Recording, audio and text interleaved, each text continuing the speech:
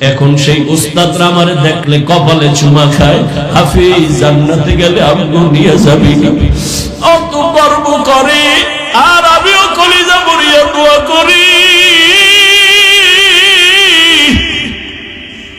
আজকে যদি উস্তাদ আমাকে মেহনত না করতেন আমি এই চেয়ারে বসে কথা বলতে পারতাম না।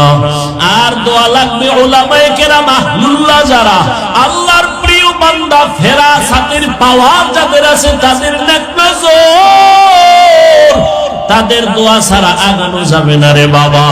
যতই বাহাদুরি করো আল্লাহর কসম মা বাবার বরদোয়া যদি লেগে যায় মরার আগে পঙ্গু হয়ে যাবি। শিক্ষকের বরদোয়া যদি কপালে লাগাও বিদ্যার জগৎ থেকে হারায় যাবি। রাস্তায় ঘুরি মাঝে মাঝে যাই, অনেক পাগল দেখি ইংলিশে কথা কয়, আরবিতে কথা কয়। চিন্তা করলাম ব্যাপারটা কি, পাগল আবার ইংলিশ শিখছে নি আরবি শিখছে নি? খুঁজে দেখলাম না না, তাহলে পাগল আবার আরবি কেন কয়? খুঁজে বের করলাম মাদ্রাসার ভালো ছাত্র ছিল, বেয়াদবি কইরা রাস্তার পাগল হয়েছে। স্কুলের ভালো স্টুডেন্ট ছিল, শিক্ষকের সাথে বেয়াদবি করে রাস্তার পাগল হয়ে গেছে। ও আল্লাহর বান্দা, মানুষ তো সবাই, তবে সবাই তো মুমিন না। মুমিন তো সবাই, সবাই তো আমলওয়ালা না, ইলমওয়ালা না। আমলওয়ালা তো সবাই, তবে সবাই তো তাকওয়াওয়ালা না। এরে আল্লাহর বান্দা, জমিনে কুকুরের অভাব নাই। কে বানাইছেন কুকুর? আমার আল্লাহ। তবে সব কুকুর তো দামি না। আসহাবে কাহাফের সাথে যেই কুকুরের সম্পর্ক, ওই কুকুর নবী বলেন জান্নাতি। পিপিলিকা আছে আপনার ডানে বামে কোটি কোটি, একটা পিপিলিকারও দাম নাই। সবই তো আল্লাহ বানাইছেন, তবে ওই পিপিলিকাটা দামি। সুলাইমান নবীর সাথে যার যোগাযোগ আছে নাই নাই। গরু আছে আপনাদের ফেনীতে, অভাব নাই, কিন্তু ওই গরু দামি না, তবে ওই গরুটা দামি। মুসা নবীর সাথে যেই গরুর সম্পর্ক, সূরা বাকারার মধ্যে ঘটনা আছে। উটনি উট সব আল্লাহর বানানো, তবে সব উট আর উটনি দামি না। আমার নবী যে উটে সাওয়ার হইছেন ওই উট বড় দামি। সালেহ আলাইহিস সালামের সাথে উটনির সম্পর্ক হয়েছে, ওই উটনি দামি। জাতীয় মাছ খাই ইলিশ, কয় না মাছ তো সব আল্লাহ বানাইছে, ওই মাছ একটাও দামি না। ইউনুস নবীরে যেই মাছ পেটে ধারণ করেছেন ওই মাছ আল্লাহর জান্নাতে যাবে। ছাত্র তো সবাই, আমিও ছাত্র। একটু আগে কিন্তু আমার এক সাথী ভাইয়ের কথা বলছি, তিনিও কিন্তু ছাত্র। সবাই তো আল্লাহর কাছে প্রিয় না, সবাই তো মায়ের কাছে প্রিয় না, সবাই তো উস্তাদের কাছে প্রিয় না, সবাই তো উলামায়ে আহলে হকের কাছে প্রিয় না। এরে নবীরা আশিক উম্মতেরা, ও যুবক, ডাক্তার হও, ইঞ্জিনিয়ার হও, স্কুলে পড়ো, কলেজে পড়ো, ভার্সিটিতে পড়ো, চাকরি করো, ব্যবসা করো, দোয়া করি ডাক্তার হও, ইঞ্জিনিয়ার হও, প্রফেসর হও। তবে আমার দাবি বেয়াদব হইও না। মা বাবা যেন তোমার কথায় কোনোদিন কষ্ট না পায়, শিক্ষক যেন কষ্ট না পায়, উলামায়ে কেরাম যেন কখনো কষ্ট না পায়। যদি কষ্ট দিয়া ডাক্তার হও লাভ নাই, জুতা খাইয়া তাসলিমার মতো পালাবি। ওই ডাক্তারের লাভ আছে? কোনো লাভ নাই। ওয়াল্লাযীনা জাহাদু ফীনা লানাহদিয়ান্নাহুম সুবুলানা। আল্লাহকে পাওয়ার জন্য তিনটা ক্লাস। কয়টা? সংক্ষেপে আমি শেষ করতেছি। প্রথম ক্লাসের নাম মুজাহাদা, দ্বিতীয় ক্লাসের নাম মুরাকাবা, তৃতীয় ক্লাসের নাম মুশাহাদা। এটি তরিকার লাইনে মারিফতের লাইনের ক্লাস। এক নাম্বার ক্লাস মুজাহাদা, অর্থাৎ আল্লাহ পাওয়ার চেষ্টা করা। দ্বিতীয় হলো মুরাকাবা, আল্লাহ পাওয়ার মতো ধ্যান করা, সাধনা করা। এরে আল্লাহর বান্দার, আপনারা জানেন নবীর উপরে কোরআন আসছে 40 বছর বয়সের পরে কোরআন নাজিল শুরু। এবার প্রশ্ন বড় জটিল।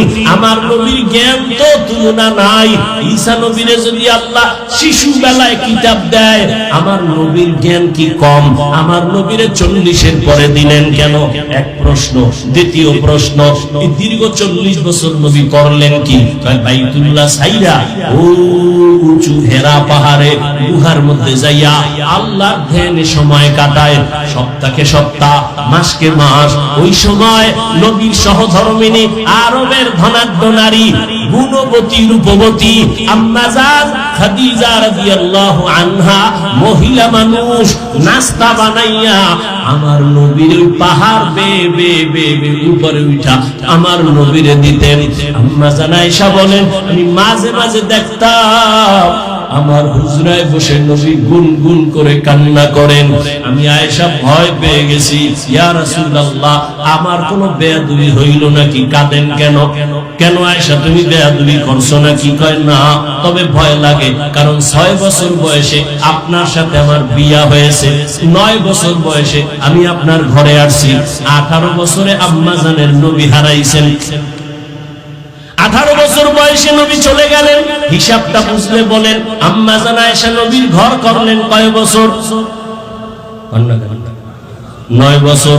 এই 9 বছর এখন তো আমগো বোনের 18 বছরের বিয়েই হয় না, আর আম্মা জান আয়েশার 18 বছরে নবী চলেই গেলেন, 9 বছর ঘর করলেন, 18 বছরের কন্যা 18 বছরের নারী নবীর ঘর করলেন 9 বছর। কি পাইলেন? আম্মা জান বলেন 2000-এর উপরের হাদিসের হাফেজা হয়ে গেছে। নবী আমার কোনো বেয়াদবি কয় না, না তো কেন আপনি কাঁদেন?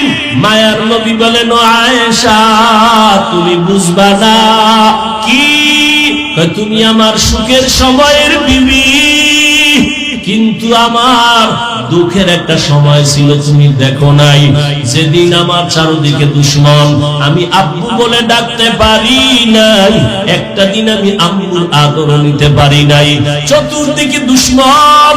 ওই সময় আমার একমাত্র সহযোগী খাদিজা আমার জন্য যা করেছে আমি ওগুলো মনে পড়লে চোখের পানি ধরে রাখতে পারি না।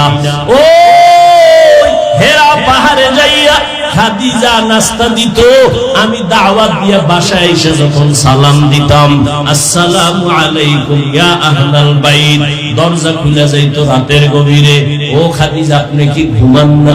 খাদিজা কাঁদেন ইয়া রাসূলুল্লাহ আমি জানি আপনি বড় এতিম, আপনি মা হারা বড় অসহায়, আজকে যদি আপনার মা থাকতেন আপনাকে বাইরে রাইখা মা ঘুমাইতে পারতেন না, চতুর্দিকে আপনার দুশ্মন, আমি সারা রাত আপনার অপেক্ষায় দাঁড়ায় থাকি। ও আয়েশা খাদিজা আমার কত যে আপন, ওই সময় আমি গরিব, তার সব সম্পদ আমারে হাদিয়া দিছে, আমার বংশের লোকেরা আমাকে একদিন আর দুদিন না 3টা বছর শিয়াবে আবু তালিবে গৃহবন্দী করে রাখছে।